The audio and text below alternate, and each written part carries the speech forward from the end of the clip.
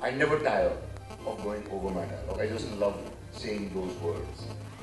So, onomatopoeia is an ailment in which you just keep repeating a word or a phrase for absolutely no reason.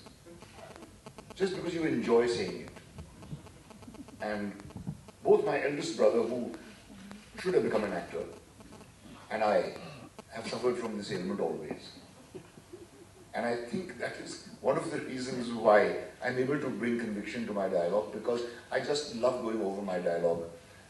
I never tire of going over my dialogue. I just love saying those words. So perhaps that is what caused me to become an actor more than the schizophrenia. But to turn a little serious, schizophrenia is something which afflicted Jaspal. We were very close friends through the drama school. The 3 years we were inseparable. We were always cast together as buddies and so on. You were being called Jaspal Shah as one... We were, yeah, as one person. Have you seen Jaspal Shah today kind of thing? Then we both went, and I think Jaspal derived great comfort from this kind of, symbiotic sort of relationship with me. Because he always said, I wish I could speak English like you. I wish I was as good an actor as you, though he was, in fact. He used to maybe just say that to make me happy. In certain respects, he was better than me. And I really admired the energy he brought to the stage and so on. And I think my friendship gave him a great deal of comfort, and for him, it came to a stage where he could not live without it. We went to the Film Institute together, and the separation of personalities began. Because there we were not perceived as one person. And I think we began to grow apart. And I faced a great deal of resentment from him. He thought I was sort of, not living up to a friendship, or I don't know what he thought. And an element of envy started coming in. It was more than that. He had an affliction, a mental affliction, which just got worse and worse. Which Dr. Agashe, being a psychiatrist, tried to explain to me when the thing came to a head during the shooting of Manthan. It's beyond my understanding.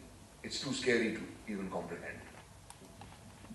But he did turn very troubled and messed up his career. Nobody almost killed you. He stabbed you. Yeah, he stabbed me in the wrong place, luckily. Yeah, if he'd gone for my throat, I wouldn't have survived. He went for my back. And I survived it. It did disturb me a great deal that a friend would do this to me and all that, more than the physical. The hurt wasn't all that great. It was the emotional wound which was greater. And then, of course, he went to pieces, and I've lost track of him. Where is he now? I have no idea. I have no idea. I keep hearing stories about him. Sometimes I hear he's dead, sometimes he's not. I don't know. We have enjoyed your performance in the Ishqiya, Ded Ishqiya, as commercial cinema would be. How could you discount that you didn't enjoy that at all? Sorry, I didn't mention Ded Ishqiya. Slipped my mind. I really enjoyed those two movies, yes. But if you are an apologist for commercial cinema, let me tell you that I generally do not enjoy doing those movies or watching them. Apart from the ones, some of the ones I did myself too, I don't enjoy watching. Ishqiya and Ded Ishqiya are exceptions.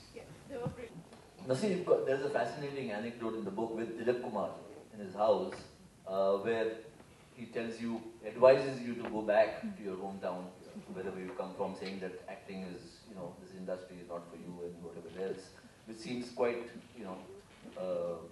ironic, considering he was one of the biggest stars then. And then later on, you've acted with him in a movie later. So, what was the reconciliation there? None at all.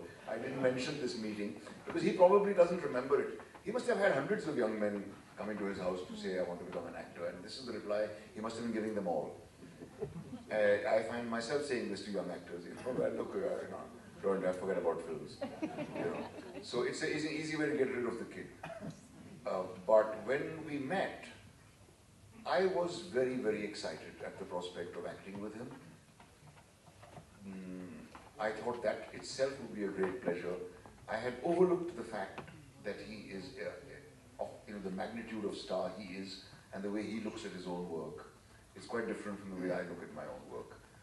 And so we did not really end up, becoming great friends. In fact, we seldom exchanged a word.